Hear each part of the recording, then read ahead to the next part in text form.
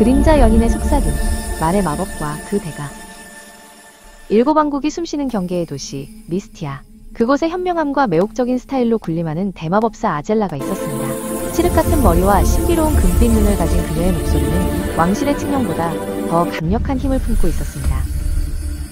그녀의 재능 있는 제자 시엘은 뛰어난 마법사였으나 그의 혀에는 치명적인 경솔함이 깃들어 있었습니다. 그는 검증되지 않은 소문과 타인의 비밀을 마치 매혹적인 신화처럼 가볍게 퍼뜨리는 나쁜 버릇을 가지고 있었습니다. 어느 구름달 밤, 시엘이 퍼뜨린 원로 마법사 엘다린에 대한 악의적인 헛소문은 어둠의 저주처럼 도시를 뒤덮였습니다. 악성 소문은 순식간에 마법사 길드 전체로 확산되었고 엘다린의 오랜 명예는 모래성처럼 무너져 내렸습니다. 소문은 거짓으로 밝혀졌지만 이미 더 씌워진 명예의 그림자는 회복될 기미를 보이지 않았습니다. 파멸적인 결과를 깨달은 시엘은 스승 아젤라를 찾아가 눈물로 용서를 구했습니다. 스승님, 제 혀가 금지된 마법보다 더 큰 죄를 지었습니다. 그분의 명예에 덧씌워진 그림자를 제거할 수 있도록 부디 저를 인도해 주십시오. 아젤라는 용서 대신 그의 마음을 꿰뚫어보는 특별한 임무를 부여했습니다. 시에라, 네가 진정 후회한다면 지금 당장 날아다니는 깃털의 정령이 담긴 이 봉인을 들고 미스티아에서 가장 높은 천공의 첨탑 꼭대기로 올라가거라. 시엘은 의아했지만 스승의 명령에 복종했습니다. 마법의 메아리가 첨탑을 울렸습니다.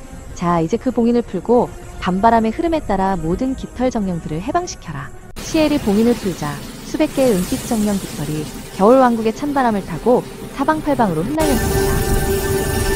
아젤라가 첨탑에서 내려온 시엘에게 다음 임무를 엄숙하게 선언했습니다. 이제 네가 날려보낸 모든 깃털 정령을 다시 포획해 오너라. 단 하나의 빛 조각도 빠뜨려서는 안 된다. 시엘은 좌절했습니다. 스승님, 그것은 불가능한 과업입니다. 아무리 마법을 써도 흩어진 정령들을 전부 모을 수는 없습니다. 아젤라는 그의 눈을 깊이 바라보며 속삭였습니다. 그래, 네가 해방시킨 깃털 정령들이 바로 네 혀에서 나온 말의 그림자이자 속삭임이다. 시엘은 그 후 침묵의 맹세와 깊은 책임감을 배우고 남을 치유하고 격려하는 언어만을 사용하는 현명한 대마법사로 거듭났습니다. 말은 가벼운 공기 같지만 세상에서 가장 무거운 업보의 책임을 동반한다는 아젤라의 지혜를 마음에 새기면서 숨겨진 풍요, 노력으로 피어난 마법. 아주 오랜 옛날 태양의 모래사막과 신비로운 오아시스가 공존하는 예멘 왕국 변방 마을에 아름다운 여인 아말이 살았습니다. 그녀의 밭달의 눈물은 유난히 척박했지만 아말은 늘 탄력있고 매혹적인 몸매로 힘겹게 바치를 했습니다. 그러나 풍년은 허락되지 않았고 그녀는 깊은 한숨과 함께 다른 생각을 했습니다. 내년에도 이 밭이 나를 배신한다면 차라리 이 많은 땅을 버리고 궁정의 후궁으로라도 들어가야 할까. 아말에게는 3명의 매혹적인 딸, 세리나, 사미라, 자흐라가 있었습니다. 이들은 어머니를 닮아 관능적이었지만 흙먼지가 날리는 밭일보다는 화려한 궁정 생활을 갈망했습니다. 그들은 밭에서 고생하는 어머니를 보며 매일 속삭였습니다. 어머니, 이 척박한 땅에서 고생하지 마세요. 차라리 밭에서 고대의 마법 보물이라도 발견하면 좋겠어요. 그들의 신비로운 눈빛은 늘 일확천금을 바랐습니다. 세월이 흘러 아말이 마법의 기력이 쇠해져 더 이상 밭을 돌볼 수 없게 되었습니다. 아말은 세 딸을 이국적인 향이 가득한 장막 안으로 불렀습니다. 그녀는 힘겹게 미소를 지으며 말했습니다.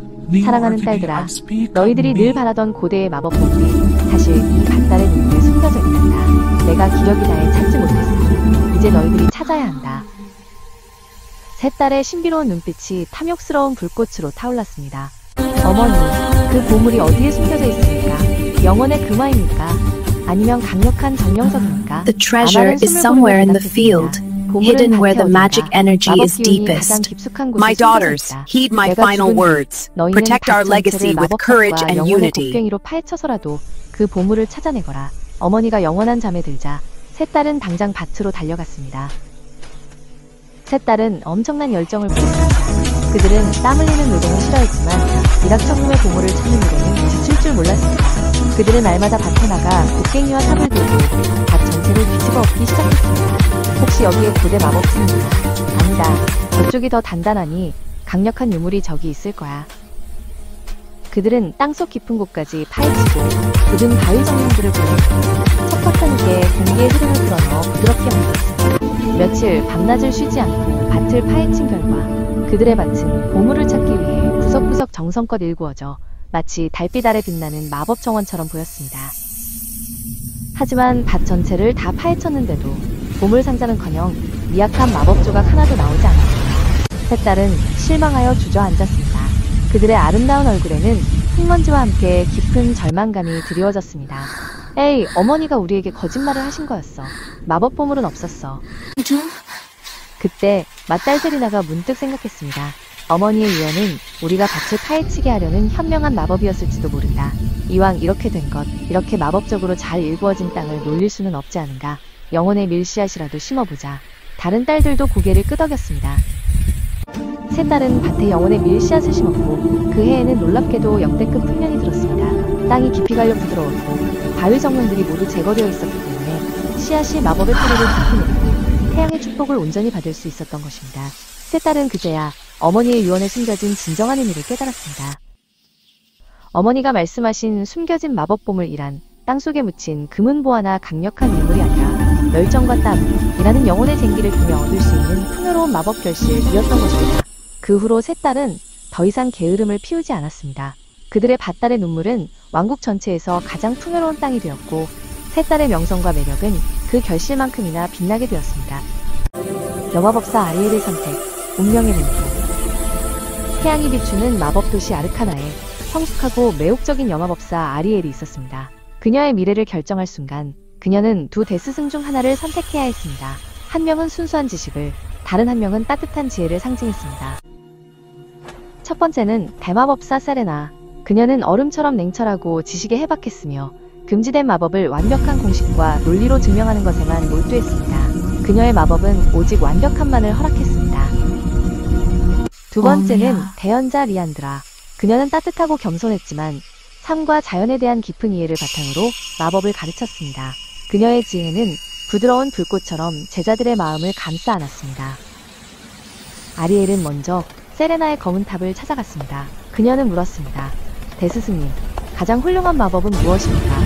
세레나는 차가운 눈빛으로 대답했습니다. 가장 훌륭한 마법은 완벽한 공식에 있다. 너의 마음의 연약한 감정을 모두 버리고 오직 진리를 향한 냉철한 집중력만 가져야 한다. 세레나의 탑을 나서자 아리엘의 심장에 무거운 차가운 기운이 내려앉았습니다. 그녀는 곧바로 리안드라의 따뜻한 정원으로 향했습니다. 대연자님, 저에게 가장 훌륭한 스승을 추천해 주시겠습니까? 리안드라는 부드럽게 웃으며 말했습니다. 가장 훌륭한 스승은 가장 많은 지식을 가진 사람이 아닐세. 네 마음을 열고 마력을 나눌 수 있는 사람, 즉 마음의 공명이 통하는 사람이어야 한다네. 진정한 마법지혜는 머리의 공식이 아닌 마음으로 받아들여야 네 영혼의 마법진을 바꿀 수 있지. 네 마음을 닿게 만드는 스승에게서는 단 한 방울의 만화도 스며들지 못한다네. 아리엘은 자신이 진정으로 닮고 싶었던 것은 냉철한 논리가 아닌 따뜻한 지혜였음을 깨달았습니다. 그녀는 리안드라를 선택했습니다. 아리엘은 리안드라에게서 인간적인 따뜻함과 겸손을 배웠고 마침내 아르카나 마탑의 가장 존경받는 현명한 대연자가 되었습니다. 아득히 먼 옛날 엘도니아 왕국의 변방, 붉은 달이 뜨는 베냐민 계곡에는 매혹적인 두 여인이 살고 있었습니다. 한 명은 깊은 신비와 관능미를 지닌 물의 마녀 에일라, 다른 한 명은 강인하고 요염한 대지마법사 시라였지요. 두 사람은 성격은 호탕했지만 마법 계약의 해석에 있어서는 늘 팽팽한 신경전을 벌였습니다. 에일라는 자신의 은빛샘에서 길어낸 정령수를 팔아 큰 부를 축적했지만 비옥한 논지를 가진 시라는 정작 셈이 없었습니다. 어느 해 왕국 전체를 뒤덮는 불의 가뭄이 닥쳐왔고 시라는 물 부족으로 마법 농장을 망칠 위기에 처했습니다. 시라는 결국 에일라에게 무릎 꿇고 간절히 부탁했습니다. 에일라, 이 고귀한 샘을 제발 저에게 팔아주시오. 제 농장은 곧 생명을 잃게 생겼소. 황금에 눈이 먼 에일라는 교묘하고 유혹적인 계약 조건을 제시했습니다. 나는 당신에게 샘 속의 정령수는 팔지 않고 은빛샘의 구조물과 땅 그 자체만을 팔겠어요. 대신 샘 속에 고여있는 물 그 자체와 앞으로 솟아날 모든 정령수는 영원히 나의 소유라는 것을 명심하시오. 시라는 당장의 급한 갈증 해소가 중요했고 샘이라는 용기만 있다면 정령수가 다시 차오르리라 믿었습니다. 두 여인은 계약서에 피와 잉크로 서명했고 시라는 에일라에게 왕국에서 가장 큰 보석인 태양석을 지불했습니다. 계약서에 서명한 다음 날 시라가 마법의 물통을 샘에 내리자 에일라가 관능적인 미소를 지으며 달려와 소리쳤습니다. 시라, 당장 물통을 올리시오. 당신은 샘터를 샀지만 그 안의 정령수는 내 것이오. 나의 정령수를 기르려면 나에게 영혼의 사용료를 내야 할 것이오. 결국 이 마법 계약의 다툼은 왕국의 가장 지혜로운 현자이자 시간을 다루는 대현자 랍비 요슈아에게까지 전해졌습니다. 랍비 요슈아는 두 여인이 내민 마법 계약서를 읽고는 깊이 생각했습니다. 랍비 요슈아는 조용하지만 단호하게 판결을 내렸습니다. 에일라, 당신은 샘 속의 정령수를 소유하고 피라는 샘이라는 구종을 그 자체를 소유한다. 이 계약은 명확하다. 에일라는 만족스럽게 웃었습니다. 하지만 랍비 요슈아는 수정구를 들어올리며 말을 이어갔습니다. 에일라에게 명한다. 당신은 당신의 소유인 정령수가 타인인 시라의 소유인 샘 구조물 안에 무단으로 들어있도록 해서는 안 됩니다. 그러니 당신의 정령수를 지금 당장 옮기시오. 옮기지 않는다면 시라의 샘터에 무단으로 보관하는 것에 대한 공간 보관료를 시라에게 매일 지불해야 할 것이오. 에일라는 탐욕을 후회했습니다. 지혜로운 판결은 계약의 글자 뒤에 숨겨진 정의를 찾아낸다. 화려한 오아시스 마을 자리다는 은빛 낙타를 싣고 사막을 누비던 거상 엘레나의 남편 아브람의 죽음으로 깊은 슬픔에 잠겼습니다. 그는 세 딸 타마라, 사피라, 자이라에게 17마리의 은빛 낙타를 남겼습니다. 유언장은 명확했습니다. 장녀 타마라는 낙타의 2분의 1, 차녀 사피라는 3분의 1, 막내 자이라는 9분의 1을 온전하게 가져야 한다고. 그러나 17마리는 칼로도 쪼갤 수 없는 완전한 마법의 숫자였기에 딸들은 서로를 탐욕스러운 눈으로 바라볼 수밖에 없었습니다. 17의 절반은 8마리 반이니 온전한 낙타 8마리를 먼저 내게 주십시오. 타마라가 차갑게 주장했습니다. 사피라는 격분했습니다. 온전한 낙타를 쪼갤 수는 없습니다. 아버지의 유언을 어길 셈입니까? 막내 자이라는 아무 말 없이 모래시계만 만지작거렸습니다. 엘레나는 딸들의 다툼 속에서 자신의 지혜가 사막의 모래처럼 부서지는 것을 느꼈습니다. 세 딸이 온전한 낙타를 두고 화해할 방법은 없어 보였습니다. 그녀는 온전한 낙타 17마리를 잃지 않기 위해 이 난제를 해결해줄 외부의 지혜를 구하기로 결심합니다. 엘레나는 사막 가장자리에 숨어 사는 신비한 황금낙타의 주인이라 알려진 현자인 라빠를 찾아갔습니다. 예니 라빠는 황금처럼 반짝이는 눈으로 그녀를 맞았습니다.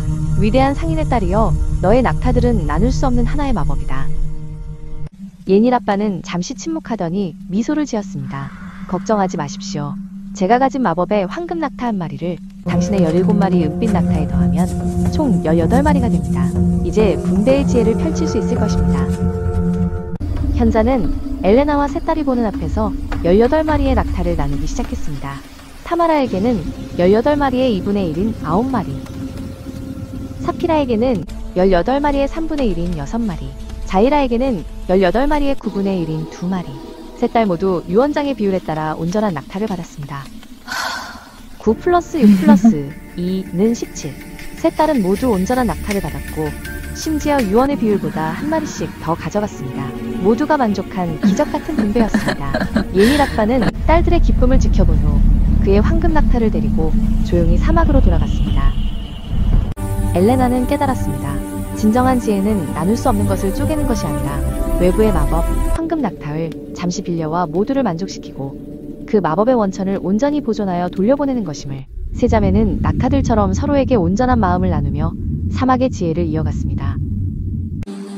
아주 먼 옛날 엘도니아 왕국은 현명한 여왕 세라피나의 통치 아래 번영했습니다. 하지만 왕국 서쪽 변방 척박한 황무지에서 땀 흘리는 농장주 엘리샤가 있었습니다. 햇볕에 그을린 건강한 피부와 단단한 몸매에서 성숙하고 매혹적인 분위기가 흘러나왔지만 그녀의 모든 것은 성실한 노동의 결과였습니다. 엘리샤는 누구보다 성실했습니다. 새벽녘 이슬이 채 마르기 전부터 밭을 갈았고 밤하늘의 별들이 반짝일 때까지 농장을 돌보았습니다. 그 누구도 기대하지 않았던 황무지였던 그녀의 농장은 매년 왕국에서 가장 풍성한 생명의 열매를 맺으며 기적을 이루었습니다. 여왕 세라피나는 백성들의 삶을 살피고자 변복하고 마을들을 은밀히 순찰하곤 했습니다. 그녀는 우연히 엘리샤의 농장에 이르렀고 황무지를 옥토로 일군 질서정연하고 풍요로운 모습에 깊이 감명받았습니다. 여왕의 눈에 엘리샤의 땀은 값비싼 보석처럼 빛나 보였습니다. 여왕은 궁궐로 돌아와 시종을 보내 엘리샤를 은밀히 초대했습니다. 며칠 후 농장주 엘리샤는 긴장한 채 왕궁의 수정 궁궐문 앞에 섰습니다. 황무지의 흙먼지와 땀 냄새가 벤 자신이 이 화려한 곳에 있다는 사실이 믿기지 않았습니다. 엘리샤는 왕궁의 가장 깊은 방, 여왕 세라피나 앞에 무릎을 꿇었습니다. 여왕은 그녀를 일으켜 세우며 부드러운 목소리로 칭찬했습니다. 농장주 엘리샤, 그대의 성실한 노력은 왕국의 보석입니다. 그대에게 경의를 표합니다. 여왕은 엘리샤를 궁궐 가장 깊은 곳의 별빛 연회장으로 안내했습니다. 천상의 별빛이 쏟아지는 듯한 호화로운 연회장에는 화려한 진수성찬이 눈앞에 펼쳐졌습니다. 여왕은 엘리샤에게 마음껏 즐기며 그녀의 노력에 대한 축복을 누리라 했습니다. 엘리샤는 화려한 음식들을 보며 잠시 망설였습니다. 그러다 연회장 한쪽 구석, 시선이 잘 닿지 않는 곳에 소박한 통밀가루 자루와 제빵 도구들이 놓인 작은 작업대를 발견했습니다. 그녀의 눈빛이 익숙하고 편안한 노동의 도구들을 향해 빛났습니다. 여왕 폐하, 이 소박한 농장주에게 잠시 시간을 허락하여 제가 가장 잘하는 것을 이 자리에서 행할 수 있도록 해주시겠습니까? 여왕은 미소를 지으며 고개를 끄덕였습니다. 엘리샤는 농장에서 일할 때처럼 땀을 흘리며 가장 소박하고 투박한 밀빵 한 덩이를 구워냈습니다. 그녀는 따뜻한 밀빵을 여왕께 바치며 말했습니다. 폐하, 이것이 바로 제 정직한 땀과 성실함의 축복이 깃든 결실입니다. 소박하지만 가장 진실된 저의 환상입니다. 여왕은 감동하여 눈물을 글썽이며 그 소박한 밀빵이 천상의 진미보다 달고 향기롭다 칭송했습니다. 그리고 엘리샤에게 비옥한 영지와 황금마력이 깃든 재물을 주어 큰 상을 내렸습니다. 엘리샤는 부자가 된 후에도 겸손함을 잃지 않고 성실하게 일하며 살았고, 성실함이야말로 가장 확실하고 영원한 보상을 가져다주는 여인의 미덕임을 온 왕국에 증명했습니다. 금빛 왕국의 마법사 벨로리아는 자신의 가치가 겉모습과 부, 그리고 오직 반짝이는 소유물에 있다고 믿었습니다.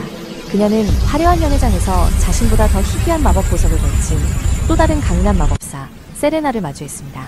벨로리아의 탐욕과 질투는 즉시 타올랐습니다.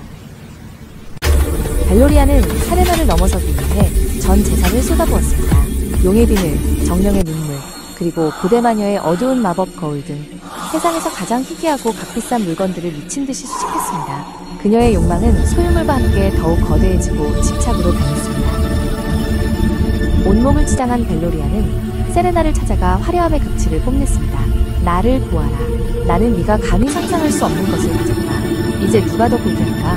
세레나는 고요히 미소 지으며 대답했습니다. 당신 물건들의 진정한 가치는 누가 정하는 것일까요? 세레나는 벨로리아를 지혜의 숲 깊은 곳, 먼지 쌓인 현자의 탑으로 이끌었습니다. 탑 꼭대기에는 사물의 본질을 비춘다는 현자의 거울이 있었습니다. 세레나는 벨로리아에게 다가가 모든 장신구를 걸친 채 그 거울을 보라고 권했습니다. 벨로리아가 거울 앞에 섰습니다. 눈부신 보석이 비쳤지만 곧 거울 속 이미지는 소름 끼치게 변했습니다. 화려한 망토는 그것을 만들기 위해 희생된 생명들의 고통스러운 그림자들, 지팡이는 수많은 희생자들의 눈물로 만들어진 평범한 나무를 드러냈습니다. 마침내 거울은 그녀의 얼굴을 비췄습니다. 아름다운 화장 뒤로 거울은 오직 탐욕으로 일그러진 그녀의 메마른 영혼의 그림자, 공허한 해골의 형상만을 비추었습니다. 벨로리아는 자신의 내면이 얼마나 공허한지를 깨닫고 충격에 휩싸였습니다. 거울은 차갑게 속삭였습니다. 당신의 진정한 가치는 걸친 보석의 무게로 결정되지 않는다. 그것은 오직 지혜, 자비, 그리고 타인에게 베푼 선행이라는 보이지 않는 마력으로 만들어지는 것이다. 벨로리아는 진정한 괴로움 속에 세레나에게 몸을 의지했습니다. 벨로리아는 모든 귀한 물건들을 팔아 그 돈으로 가난한 이들을 돕는 자비로운 마법을 베풀기 시작했습니다. 그녀의 외모는 여전히 아름답고 강인했지만 이제 그녀의 내면에서 우러나오는 지혜와 자비의 빛이 그녀를 왕국에서 가장 고귀하고 가치 있는 마법사로 만들었습니다. 옛날 흐르는 은빛 포도밭의 주인인 하프엘프 마법사 실바인 실비는 훌륭한 수확물로 유명했지만 일꾼들에게는 최소한의 만화 조각만을 품삯으로 주는 악명 높은 구두쇠였습니다. 피해달이 뜨는 수확철, 실바인은 영혼을 채울 만큼 후한대가를 약속하며 일꾼들을 끌어모았습니다.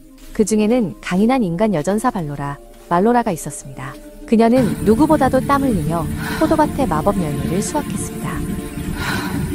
수확이 끝난 후 일꾼들이 대가를 받으러 왔습니다. 실바인은 매혹적인 미소를 지으며 약속했던 만화 조각 대신 얇고 빛이 바랜 은하 몇 닭을 일꾼들의 손에 던져주었습니다. 일꾼들의 얼굴에는 피로와 속았다는 분노가 서렸습니다. 실바인이 내 기준으로 이 은하는 충분히 후한 만화의 기운이다 라고 조롱하자 발로라는 정중하지만 단호하게 맞섰습니다.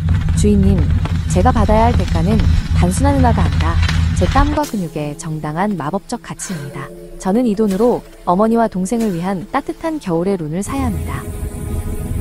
다른 일꾼들보다 2배로 일한 발로라를 무시할 수 없었던 실바이는 그녀에게만 딱 한 답 더 빛나는 축복받지 못한 은화를 던져주었습니다. 가져가라. 너는 마녀의 포도밭에서 가장 많은 돈을 받았으니 이제 만족할 테지. 실바인의 행동은 여전히 굴욕적이었습니다. 발로라는 마을 외곽의 현명한 드래곤본 현자 드라콘을 찾아갔습니다. 드라콘의 지혜를 얻은 발로라는 실바인에게 돌아가 은화를 돌려주었습니다. 이것은 당신이 명예와 영혼의 평화를 팔아치운 대가입니다. 당신의 부는 늘겠지만 영혼 저장고는 영원히 가난해질 것입니다. 실바인은 발로라의 단호한 눈빛과 말에 큰 마법적 충격을 받았습니다. 그날 밤 그녀는 호화로운 침대 위에서도 잠을 이룰 수 없었습니다. 탐욕이 자신의 만화 흐름을 뒤섞고 영혼의 빛을 앗아갔다는 고통스러운 진실을 깨달았기 때문이었습니다. 다음날 실바인은 지팡이를 내려놓고 모두에게 정당한 대가를 지불했습니다. 그리고 드라콘 현자에게 지혜를 구했습니다. 노동의 정당한 대가는 우주의 균형을 세우는 가장 강력한 춤입니다. 남의 땀을 가르칠 때 너는 결국 너 자신의 영혼의 평화를 훔치는 것이다. 실바인은 그 후 정직하고 후한 마녀 포도밭 주인으로 변모했습니다. 어느 날 왕국 제1의 보호이자 교역사님인 에스텔이 라헬을 찾아왔습니다. 라헬님, 우리 성체에 가장 훌륭한 도둑이 살고 있는 것이 분명합니다. 제 금고에 걸어둔 마법 방어막을 뚫고 보석과 만화석이 조금씩 사라지고 있어요. 그 도둑을 잡아다가 영원한 추방령을 내려주셔야 합니다. 라헬은 에스텔의 울분을 차분히 들으니 고개를 끄덕이며 강인한 목소리로 말했습니다. 에스텔 상인, 당신 말이 맞습니다. 우리 왕국에는 정말로 세상에서 가장 교활하고 능수능란한 도둑이 숨어 살고 있습니다. 내가 그 그림자 같은 도둑의 정체를 당신에게 알려주겠습니다. 라헬은 에스텔을 데리고 성벽밭, 시장의 가장 외곽 지역으로 향했습니다.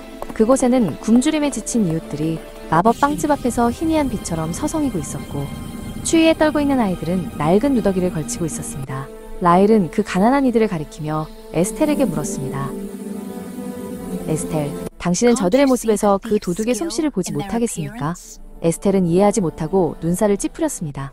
라헬님, 저들은 가난한 거지들일 뿐 제 금고를 털지는 않았습니다. 라헬은 부드럽지만 단호한 어조로 그녀의 말을 잘랐습니다. 아닙니다, 에스텔. 이 왕국에서 당신의 재산을 가장 교묘하고 완벽하게 훔쳐가는 도둑은 바로 당신 마음속 깊은 곳에 자리 잡은 그림자 여왕의 욕망, 웨이드입니다. 당신이 금고에 어떤 강력한 공인 마법을 걸어놓어도 당신의 욕망은 끊임없이 재물을 훔쳐갈 것입니다. 당신이 재산이 줄어든다고 느끼는 것은 당신의 욕망이 이웃에게 마땅히 흘려보내야 할 빛의 몫을 당신의 금고 가장 깊은 곳에 억지로 가두어 놓았기 때문입니다. 라헬은 설명을 이어갔습니다. 고대 마법서는 가르칩니다. 당신의 보물에 쌓인 재화 중 가난한 이들의 축복 자선은 반드시 세상으로 풀어놓아야 한다고. 하지만 당신의 그림자 여왕의 욕망은 그 축복의 몫을 훔쳐서 당신의 심장을 장식하는 어둠 속에 감추어 놓았습니다. 그리고 당신은 그 훔친 재화 때문에 늘 마음이 불안하고 영원히 만족하지 못하는 것입니다. 당신의 욕망은 황금이나 보석을 직접 훔쳐가지 않습니다. 욕망은 당신에게서 평화, 진정한 만족, 행복, 그리고 백성들의 존경이라는 세상에서 가장 귀한 보물들을 훔쳐갑니다. 라헬은 단호하게 결론지었습니다. 가장 훌륭한 도둑인 그림자 여왕의 욕망은 당신이 눈치채지 못하도록 가장 중요한 영혼의 가치를 훔쳐갑니다. 이 도둑을 물리치는 유일한 주문은 당신의 금고 문을 열고 이웃에게 축복을 베푸는 것입니다. 나눔을 실천할 때 욕망은 설 자리를 잃고 스스로 어둠 속으로 사라질 것입니다. 에스텔은 라헬의 강인한 지혜에 깊은 깨달음을 얻었습니다. 에스텔은 자신이 그토록 집착했던 만화석들이 사실은 영혼에 아무런 빛도 가져다주지 못했음을 인정했습니다. 에스텔은 그날 이후로 그림자 여왕의 욕망을 버리고 자신의 재물을 왕국의 어려운 이웃과 나누는 데 사용하기 시작했습니다. 그리고 마침내 그녀는 마음의 평화와 진정한 만족을 얻는 가장 부유한 사람이 될 수 있었습니다.